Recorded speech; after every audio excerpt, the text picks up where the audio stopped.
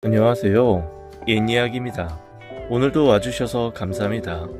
옛이야기 채널은 사연 읽어주는 남녀 채널에서 지금은 삭제되어 들을 수 없는 21년도에 소개해드린 사연 중 베스트 사연만 뽑아 다시 읽어드리는 채널입니다.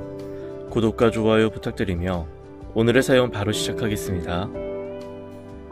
명절마다 노처녀들은 귀에 딱지가 생길 정도로 듣는 소리가 있습니다. 너 언제 시집가니? 남자는 있니? 언제 결혼해서 애 낳을래? 이번 명절에도 그 지겨운 소리에 해방되고 싶어서 평소 친구처럼 지내는 제주도에 사는 막내 이모네 집으로 여행이 아닌 피신을 왔어요. 자, 영아, 너 잔소리 듣기 싫어서 온 거구나? 그래, 알았다. 이모네 집에 와 있는 동안 자유롭게 쉬다 가렴. 올해로 35살. 대학을 졸업하고 회사에 입사해 치열하게 살다 보니 어느새 훌쩍 30 중반이 되었습니다. 그동안 남자를 안 만난 건 아닌데 미지근한 사랑 정도라고 해야 할까요? 20살에 홍역처럼 알았던 첫사랑의 기억이 너무 강렬해서인지 그와의 사랑이 미완성으로 끝나서인지 연애에 흥미가 안 생기더라고요. 대학교 입학하고 신입생 환영회 때 복학생 오빠, 제대한 지 얼마 되지 않아 아직 각이 잡혀있던 그에게서 순수함을 느꼈다고 할까요? 곱게 생긴 외모 탓에 신입생 여자아이들은 그를 보는 눈에 하트가 담겼고 저 역시 그랬답니다. 하지만 그 오빠의 시선은 저를 향해 있었고 남들의 부러움과 질투를 받아가며 3년간 캠퍼스 커플로 뜨겁게 사랑했어요. 그런데 남들의 시기가 독이 됐을까요? 오빠를 흠모했던 여자 선배가 끊임없이 저희 둘을 갈라놓으려고 작전을 펼쳤고 이런저런 오해가 쌓여서 결국 헤어지고 말았답니다. 제 첫사랑 오빠는 그 뒤로 학교를 졸업한 뒤 대기업에 입사해 거기서 여자를 만나 결혼해 꼴이 냈대요. 학교 동문 소식통에 의하면 지금은 아들, 딸 낳고 잘 살고 있다고 하더라고요. 저는 그 오빠와 헤어진 후로 더 사랑하는 남자를 만날 수 있을 거야 라고 자신만만했는데 15년이 지난 지금 오빠만큼 사랑했던 사람이 없었던 것 같아요. 그때 연애가 제 인생의 가장 찬란한 순간으로 기억되니까요. 밤은 길고 밤하늘에 별이 반짝반짝하게 비치니 첫사랑 오빠 생각이 더 간절해지더라고요. 일상에서 벗어나 여유가 좀 생기고 더욱 생각이 많이 나요. 잠도 안 오고 생각만 많아져서 양 1마리, 양 2마리 새고 있는데 이모가 방문을 두드리더라고요. 지영아, 잠 안 오면 이모랑 나가서 밤 산책할까? 응, 좋아 이모. 밤하늘의 별을 따라 이모랑 나란히 걷고 있으니 제 마음을 더 자세히 들여다보게 되더라고요.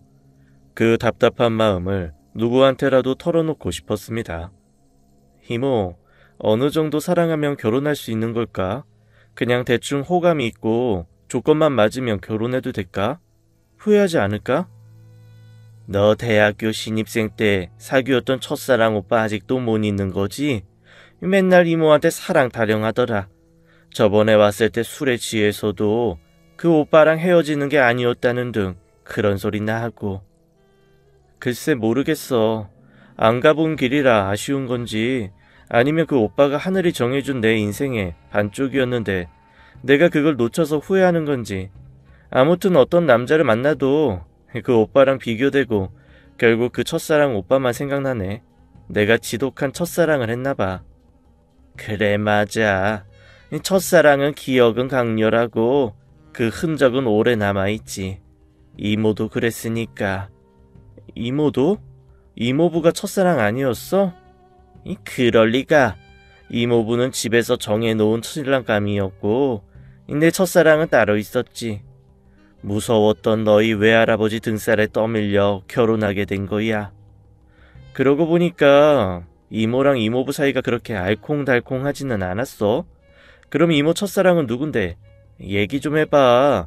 갑자기 이모 첫사랑 얘기 무척 궁금해지는데? 이야기 해도 될까? 아직 그 누구한테 말한 적도 없는데. 이모 너무 궁금해. 이모 첫사랑 얘기 듣고 나면 뭔가 내 마음의 답답함이 해소될 것 같아. 그래, 네가 첫사랑에 대해서 다시 생각할 계기가 된다면야 뭐. 그런데 정말 이건 비밀이다. 하다못해 너희 엄마한테도 얘기하면 안 돼. 이모, 내가 그 약속 꼭 지킬게. 이제 그때 막내 이모에게 들었던 이모의 첫사랑 이야기를 여러분들에게 들려드려 볼게요. 막내 이모 영숙의 이야기. 저는 그때 21, 꽃다운 나이였어요. 젖살이 조금 빠져서 학생 티를 벗고 제법 20대 여자의 아름다움이 느껴졌어. 얼굴은 보드랍고 머릿결은 윤기가 흘렀죠. 동네의 아줌마들이 이 집 막내딸 얼굴에 물이 오르네라며 한마디씩 거들고 그랬으니까요.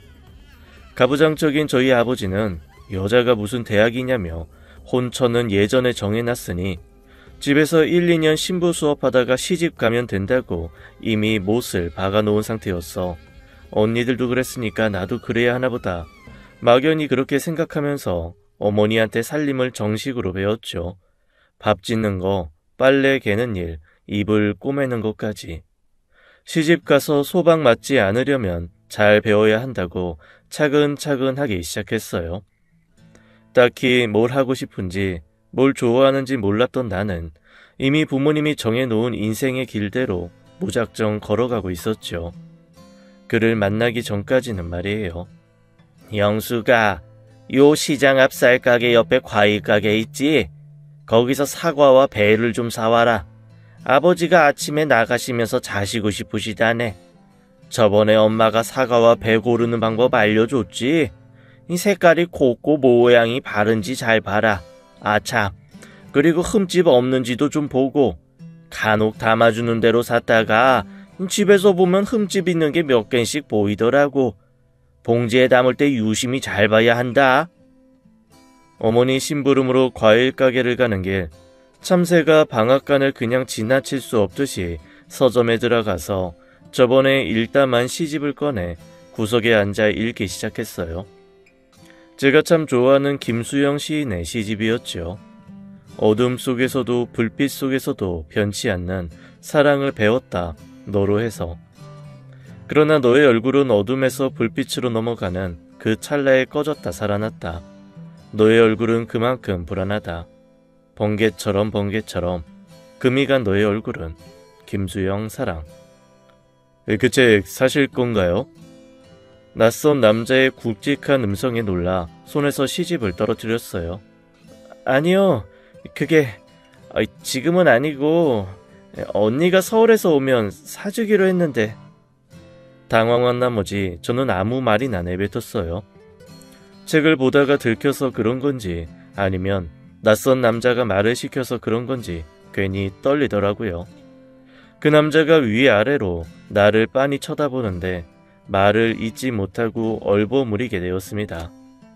네, 저는 이만 가보겠습니다. 안녕히 계세요. 그 남자한테 인사까지 하고 도망치듯이 서점을 뛰쳐나왔어요. 그리고 과일 가게까지 뛰어가는데 뛰어서 심장이 뛰는 건지 낯선 그 남자 때문에 뛰는 건지 심장이 계속 쿵쾅거리는 겁니다. 과일은 무슨 정신으로 샀는지 모르겠어요. 넋 빠진 얼굴로 그냥 사과 배 주세요 그랬던 것만 기억이 나니까요. 과일을 사서 집으로 돌아오는 길, 나를 빤히 쳐다보던 그 남자의 눈과 굵직했지만 부드러운 음성이 메아리 치듯 생각났어요. 하물며 그 남자한테 풍겨져 나왔던 라일락 향기까지 말이에요. 라일락은 내가 제일 좋아하는 향이었거든요. 영수가, 너 과일 제대로 보고 사온 거 맞아? 이 과일 여편네가 정말. 봉지 밑에 있는 사과는 죄다 꼭지가 썩었네. 배도 다시 바꿔야겠다. 아직 꼭지가 파래. 아버지 집에 오시기 전에 얼른 바꾸라. 그리고 빨리 와서 엄마 저녁하는 거 도와야 한다.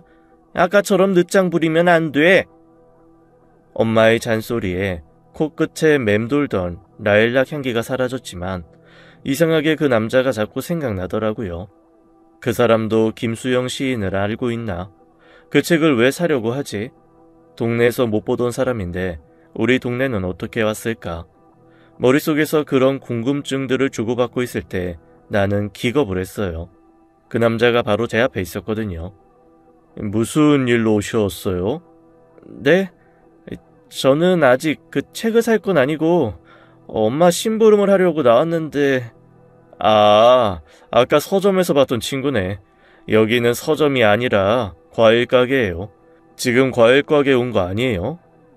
네? 과일 가게요? 정신을 차리고 봤더니 과일 가게 앞이더라고요. 그 남자 생각을 하면서 걷다 보니 과일 가게 앞까지 온 거였어요. 네, 과일 가게구나. 아까 과일을 샀는데 어머니가 바꿔오라고 하셔서 왔는데요. 이리 줘보세요. 어머니가 매우 까다로우신가 봐요. 제가 보기에는 별 문제 없는데. 그게 어머니가 과일에 흠이 없고 색깔이 예쁘고 그런 과일을 골라야 시집 가서도 소박 안 맞는다고. 뭐 소박이요? 과일 하나 가지고 귀한 사람을 내보낸다는 게 말이 됩니까? 그런 남자라면 함께 인생을 살 이유가 없는 거 아닌가요?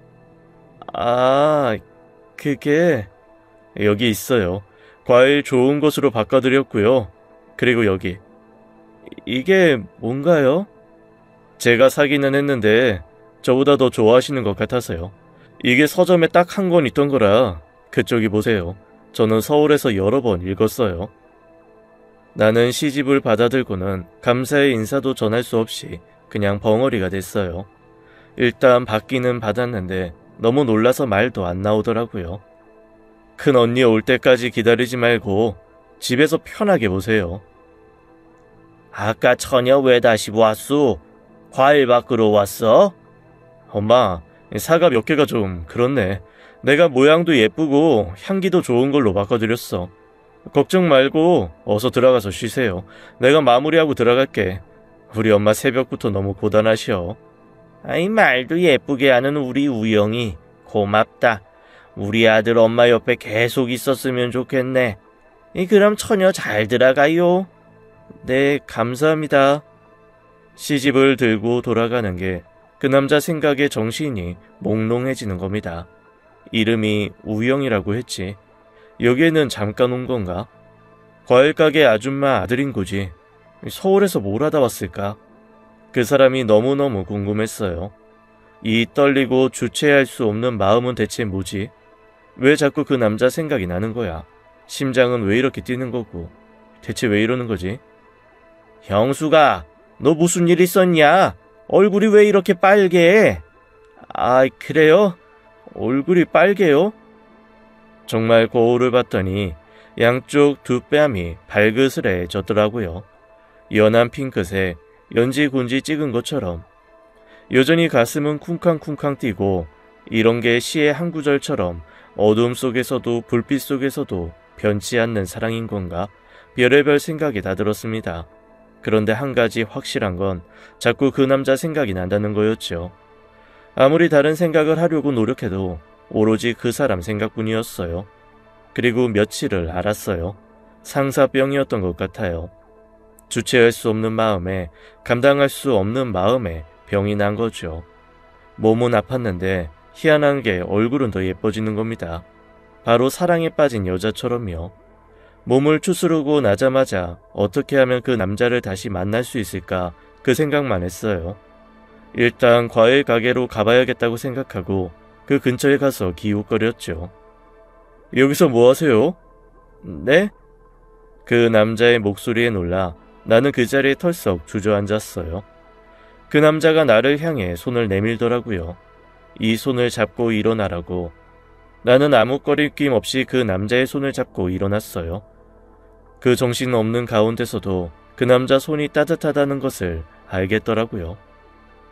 고맙다는 말을 못한 것 같아서 찾아왔어요. 저도 뭔가 답례를 하고 싶기도 하고. 같은 시인을 좋아한다는 것만으로도 책을 선물할 이유는 충분해요. 지금 이곳에 피신 온 것이나 마찬가지인데 여기서 같은 시를 좋아하시는 분을 만나니까 저 역시 위로가 좀 됐거든요. 피시인이요? 네, 제가 사연이 좀 깁니다. 이따 가게 마감하기 전에 개울 앞쪽으로 산책하려고 하는데 시간 되시면 같이 가실래요? 네, 좋아요. 나는 질문이 끝나기 무섭게 좋다고 대답을 했어요. 얼마나 민망했는지 몰라요. 근데 그 남자는 그런 내 모습이 귀여웠는지 막 웃더라고요. 우리는 같이 걸으면서 처음 보는 사람이 아닌 것처럼 많은 이야기를 나눴어요. 그 남자 발걸음, 왼발 오른발에 맞춰서 걷는데 그것만으로도 너무 가슴이 설레는 겁니다. 쿵쾅대는 내 심장 소리를 들을까봐 얼마나 신경이 쓰였는지 몰라요. 그날을 계기로 우리는 데이트를 시작했어요. 그 남자의 이야기를 듣고 있는데 시간 가는 줄 몰랐거든요. 함께 이야기를 나누고 있으면 내가 살아있다는 느낌이 들었어요. 이름은 김우영.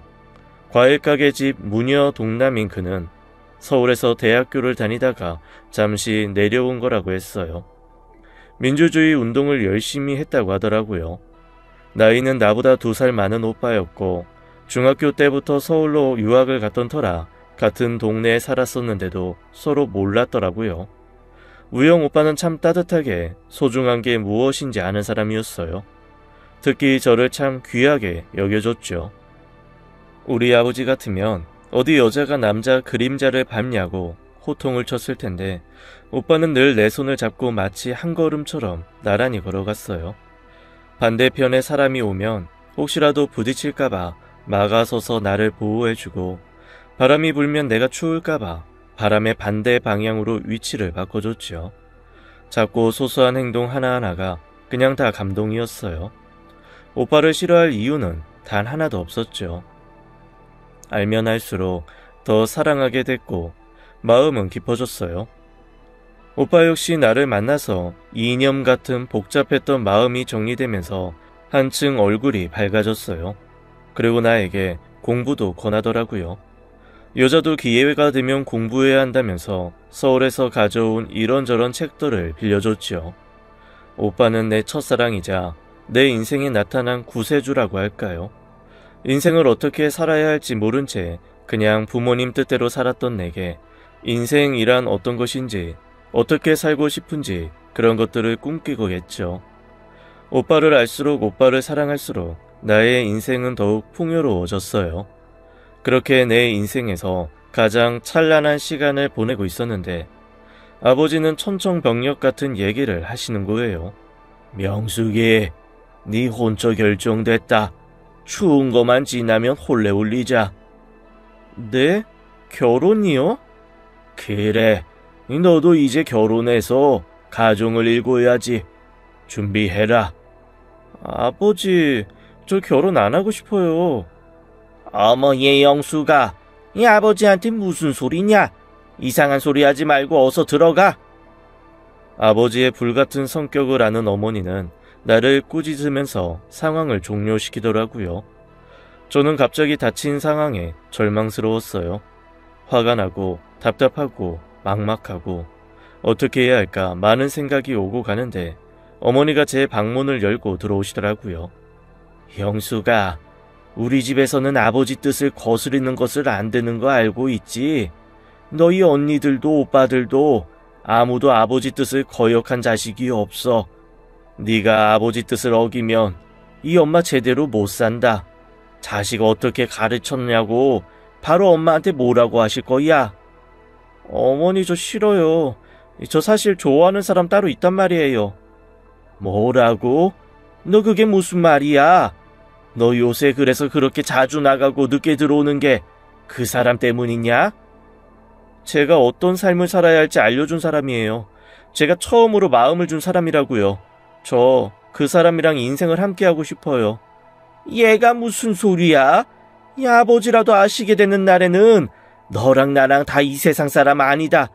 이상한 생각하지 말고 당장 마음 접어. 너 그리고 내일부터 외출 금지야. 나는 다음 날부터 집 밖으로 한 발자국도 나갈 수 없었어요. 그야말로 감금 생활이었죠. 우영 오빠가 나를 기다릴 텐데 그 사람이 내 걱정을 할 텐데 나도 너무 보고 싶은데 정말 미칠 것만 같았어요. 하지만 어머니는 온종일 나를 감시했고 도저히 나갈 수 없었죠.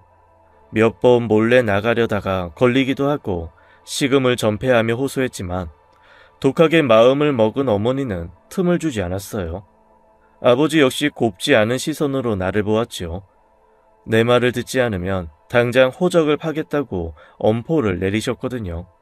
그렇게 2주 정도 지났을까요? 큰언니 식구들이 집에 왔어요. 든든한 지원군 같았죠. 나는 평소에 나와 얘기가 가장 잘 통하던 큰언니에게 지금까지 상황을 털어놓았어요.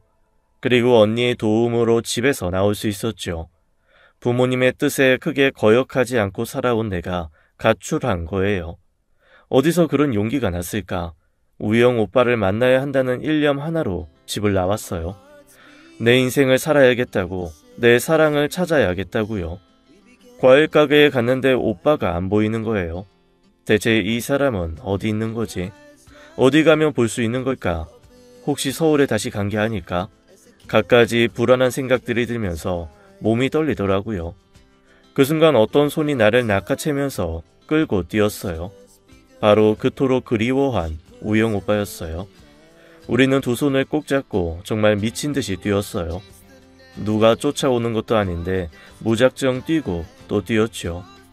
그렇게 도착한 곳은 우리의 아지트였던 개울가 근처 작은 시골집. 할머니 혼자 사시던 집이었는데 할머니가 작년에 돌아가시고 서울에 있는 자식들이 팔지 않고 그냥 둔 빈집이었죠. 우영 오빠의 부모님이 부탁을 받고 정기적으로 집을 관리해 주신다고 하더라고요. 그곳에 들어가니 이제 안전하다는 생각이 들면서 안심이 됐어요. 그 사람의 얼굴을 보니까 하염없이 눈물이 흐르면서 우리는 부둥켜 안고 한참을 울었죠. 우리 어머니가 과일 가게에 찾아가서 나의 상황을 얘기했더라고요. 오빠 역시 그 얘기를 듣고 2주간 뜬 눈으로 밤을 지새웠다며 내 얼굴을 어루만져 주었습니다. 우리의 간절한 마음이 통하면서 눈물을 흘리며 입을 맞추었죠. 그래, 오늘 나는 이 사람 여자가 되겠다 라고 결심하고 나를 맡겼어요. 전혀 두렵지 않았어요. 이 세상에 태어나서 내가 처음으로 사랑한 남자, 이 사람만 내 옆에 있다면 나는 아무 걱정이 없었거든요. 그의 떨리는 두 손이 내 셔츠의 단추를 풀려는 찰나 그 사람과 눈과 내 눈이 마주쳤죠. 나는 오빠, 내 순정 당신께 드려요 라는 눈빛을 보냈어요. 그 눈빛을 느낀 오빠는 다시 셔츠의 단추를 잠그고 그냥 나를 꼭 안아주는 겁니다. 아주 뜨겁게 말이에요.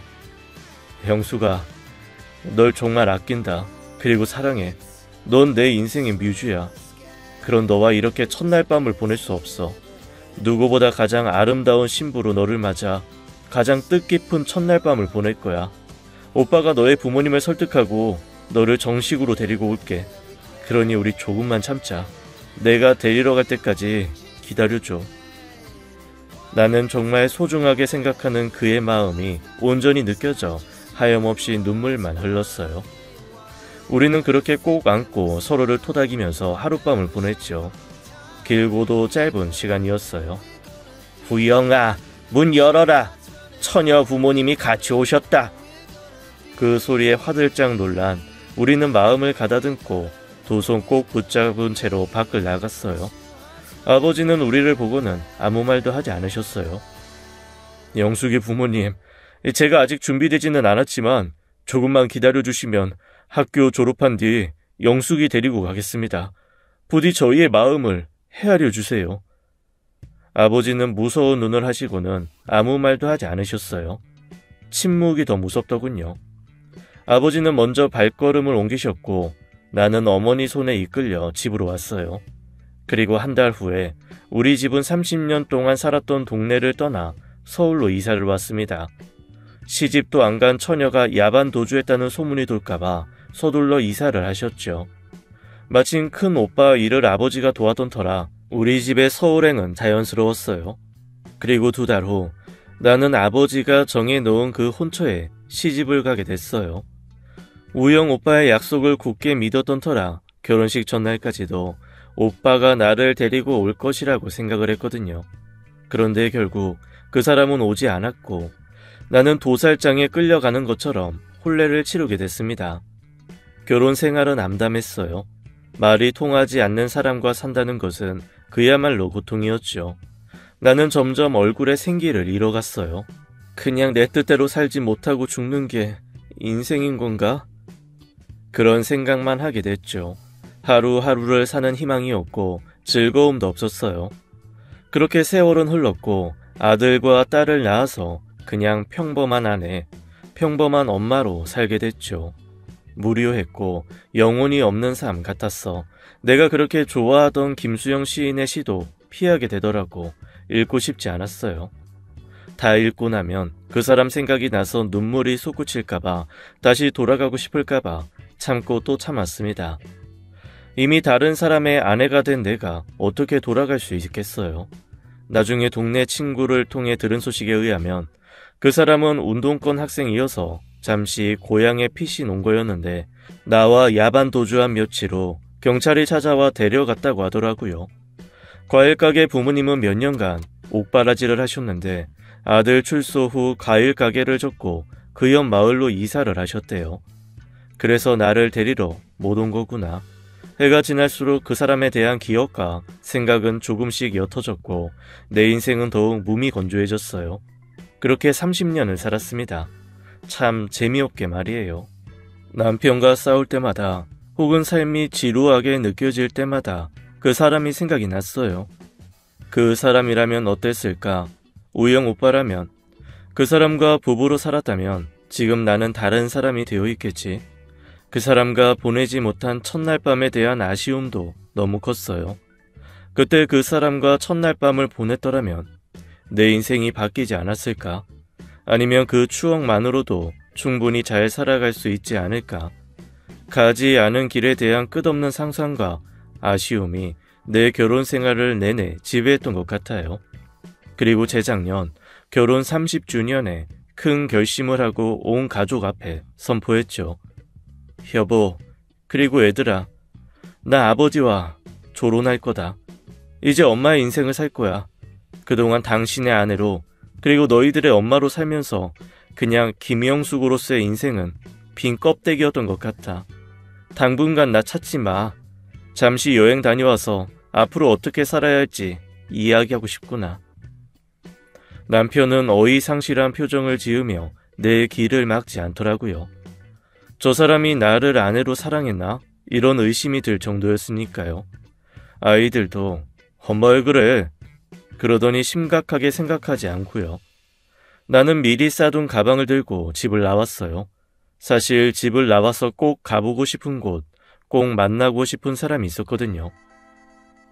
영수가, 나 지난번에 아버지 제사 지내고 고향에 갔다가 깜짝 놀랬잖아. 그 과일 가게 원래 주인들이 다시 운영하더라고. 그 예전에 너한테 시집 줬던 서울 대학생 오빠 있잖아.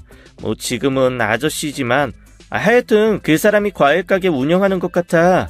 그 어머니가 할머니가 돼서 과일 가게 같이 지키고 계시더라. 친구를 통해서 그 사람의 소식을 듣는데 갑자기 세상이 멈춘 것 같았어요. 그래, 이제 내 인생의 마지막 기회다. 그동안 그리워했던 그 사람을 만나러 가야겠다. 용기가 생기더라고요. 고속버스를 타고 그 사람을 만나러 가는 길, 나를 알아볼 수 있을까? 나를 알아보지 못하면 어쩌지? 나는 그동안 무수히 얼굴을 떠올려서 그런지 오랜 시간이 지났지만 첫눈에 알아볼 수 있을 것 같았어요. 많은 생각이 교차하며 어느덧 버스는 그 동네에 도착했죠. 동네는 많이 개발되고 바뀌었지만 나는 과일 가게를 금방 찾아갈 수 있었어요. 그렇게 도착한 과일 가게 앞, 그 사람이 고생을 많이 해서인지 많이 늙고 야이웠더라고요. 서울에서 내려온 세련된 대학생 오빠가 아니라 고된 삶의 흔적이 얼굴에 역력하게 드러나는 아저씨의 모습이었습니다. 오빠, 저 영숙이에요. 오빠 꼭 한 번 더 만나고 싶어서 이렇게 찾아왔어요. 오빠는 처음에 나를 못 알아봤는지 갸우뚱하다가 내 얘기를 듣고 너무 놀라더라고요. 그리고 내 이름은 단번에 기억하고 바로 대답을 해주었어요. 내가 데리러 간다고 했는데 네가 와주었구나. 고맙다. 오빠와 나는 처음 데이트했던 그 개울가로 갔어요. 지금은 개발돼서 개울 옆에 멋진 공원이 생겼더라고요. 물길 따라 공원을 걸으며 우리는 지난 세월의 공백을 전혀 느끼지 못하고 이야기를 나눴어요. 그 사람은 몇 년간 감옥에서 고초를 겪으면서 몸이 많이 상했다고 하더라고요. 출소 후 불의의 교통사고까지 나서 한쪽 다리도 절개되고요. 부모님이 하나밖에 없는 아들 이러다 잃게 될까봐 걱정됐는지 학교를 중퇴시켰다는 겁니다. 그리고 다시 고향에 내려와 부모님 일 도우며 살다가 몇 해 전에 다시 이 동네 과일 가게를 열게 됐대요. 그리고 부모님이 동네에서 눈여겨보던 참한 색시감도 결혼도 했고 그렇게 자식 낳고 살고 있다고 하더라고요. 출소 후에 너를 찾아 가려고 했는데 몸이 너무 상해서 갈 수가 없었어. 그리고 사고 당한 이후에는 내 처지가 너무 초라해서 갈 수가 없었고 변명같이 들리겠지만 미안하다. 약속 못 지켜서. 그리고 아주 그리웠어. 그냥 눈물이 났어요. 이제 그 시절 영숙이로 돌아갈 수 없다는 것과 내 눈앞에 초라해진 이 사람과 그리고 나의 모든 상황이 교차되면서 어떤 감정인지 잘은 모르겠는데 그냥 눈물이 계속 흐르더라고요. 오빠 정말 많이 그리웠어요. 오빠는 제 첫사랑이었거든요. 그 사랑을 못 잊고 그 감정들을 정리 못한 채 여태껏 살았네요. 가정을 일구고 살았지만 저는 그 안에 온전히 다 없었어요. 일부는 아직도 그 첫사랑을 그리워하는 영숙이로 남아있었죠. 꼭 한번 만나고 싶었어요. 왜 나를 데리러 안 왔냐고 원망도 하고 싶고 무슨 일이 있었냐고 걱정도 하고 싶고 저처럼 살면서 제 생각은 했는지 묻고도 싶고요. 그래, 다 쏟아내고 가라. 오늘 밤새 내가 너의 이야기 들어줄게. 너의 눈물을 닦아줄게. 잠가놨던 너의 감정들 다 꺼내서 털어놓고 그리고 버리고 가. 그래서 밤새 저와 오빠는 옛날로 돌아간 것처럼 이야기를 나눴어요. 처음에는 어색할 줄 알았는데 이야기가 술술 나오더라고요. 어떤 얘기를 할 때는 웃다가 그리고 또 울다가 그러면서 나는 내 속의 깊은 곳에 있는 감정들까지 다 꺼내서 소진하고 있었습니다. 영수가 나에게만 아니라 너는 누구한테도 사랑스럽고 고운 사람이야. 아마 너의 신랑에게도 그럴 것이다. 어쩌면 반쪽만 있는 네가 온전하게 오기를 계속 기다리고 있는지도 몰라. 나는 너에게 스쳐가는 사람이야. 이제 나를 스쳐보내고 자유롭게 사랑하고 마음껏 행복해라. 네, 그럴게요. 이제 추억은 가슴에 묻고 제 인생을 살 수 있을 것 같아요. 내 첫사랑 우영 오빠, 이제 안녕. 다음 날이 되고 우리는 악수하고 헤어졌어요. 야반 도주한 다음 날 헤어졌을 때는 온몸이 부서지는 듯 아팠는데 이번에 헤어질 때는 정말 제대로 된 마지막 같았어요. 이제 내 첫사랑은 온전히 가슴에 묻고 살 수 있겠더라고요. 며칠 더 혼자 여행을 즐기다가 집으로 돌아왔어요.